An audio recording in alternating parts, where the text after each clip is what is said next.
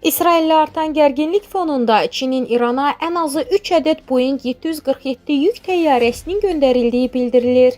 Bu barədə Telegraf nəşri məlumat yayıb. Mənbənin iddiasına görə Çin təyyarələri aldadıcı marşrut vasitəsilə İslam Respublikasına çatdırılıb.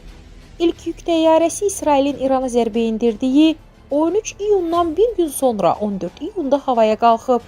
İkinci təyyarə 15 iyunda, üçüncü isə 16 iyunda Şanxaydan uçub. Qeyd olunur ki, bu hava gəmiləri İranın İsraillə mümkün müharibədə istifadə edə biləcəyi silahların daşınması üçün nəzərdə tutulmuş ola bilər. Xatırladaq ki, İsrailin 13 iyun tarixində İrana indirdiyi zərbələr nəticəsində azı 585 nəfər həlak olub, 1300-dən çox insan yaralanıb. Qarşılıqlı hücumlar zamanı İsraildə isə 24 nəfər ölüb, 800-dən çox şəxs yaralanıb.